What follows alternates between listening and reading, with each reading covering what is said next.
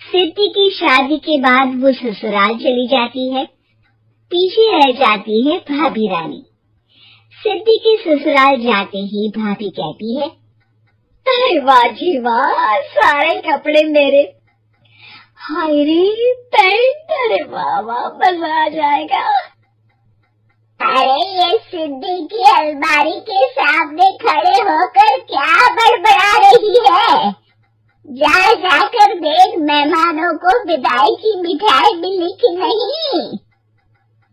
अब हाँ माँ जी, क्यों नहीं, लेकिन पहले कपड़े तो बदल लूं। अब रानी आ जाती है सिद्धि के उन कपड़ों में जो वो ससुराल जाने से पहले घर छोड़ जाती है।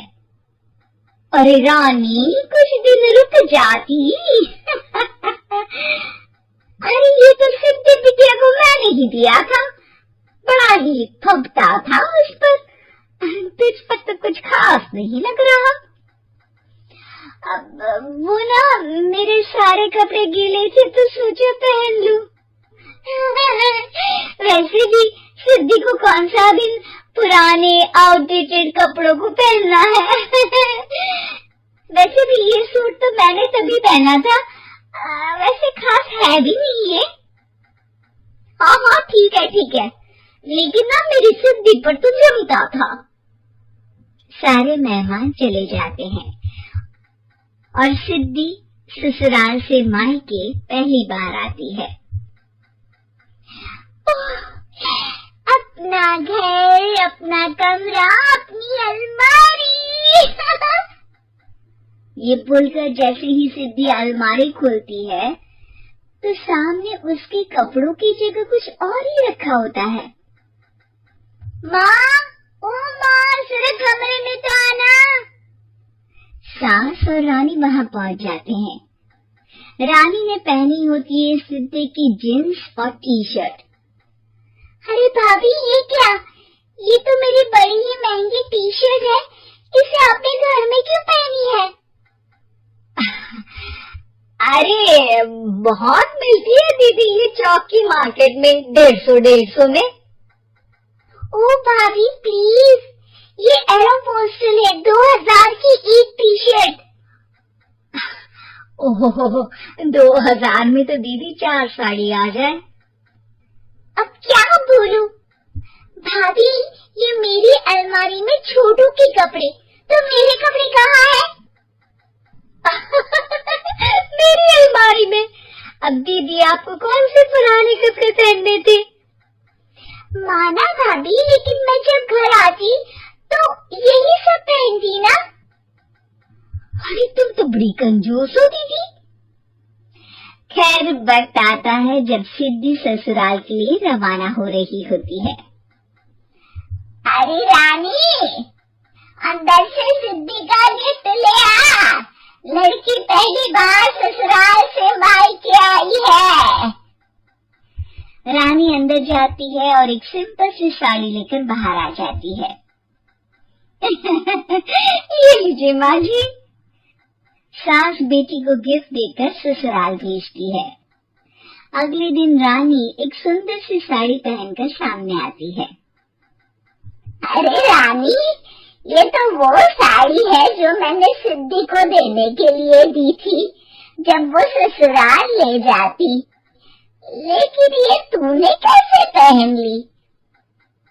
अरे माँ जी, ये साड़ी तो मुझे बहुत पहले से ही पसंद थी, लेकिन चिंता ना करिए, मैंने सिद्धि के लिए भी अच्छी सी साड़ी दी है। हाँ। तभी सिद्धि का फोन आता है। क्या माँ, कुछ अच्छा तो दिया होता ससुराल ले जाने के लिए। अरे पहले दिखा दिया होता।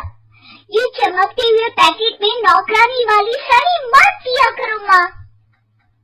अरे बेटे, वो तेरी भाभी ने ना गलती से उससे पैकेट बदल गया। हाँ, मैं कल ही तेरे भाई के हाथ से तेरा वाला पैकेट भेज दूंगी। अरे रहने दो माँ, आई एम श्योर भाभी ने अभी वही साड़ी पहनी होगी जो तुमने मेरे लिए रखी थी। तुम तो समझ नहीं पाई उनको। खैर छोड़ो, मैं ज्यादा बोलती अच्छी नहीं लगती, रहने दो। आपको उन्हीं के साथ रहना है, फिर बात करेंगे।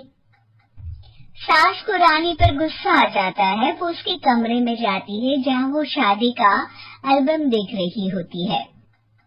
रानी, मार्केट जाकर एक ऐसी ही साड़ी लेकर आ। कल प्रतीक जाकर सिद्धि के घर दे आएगा।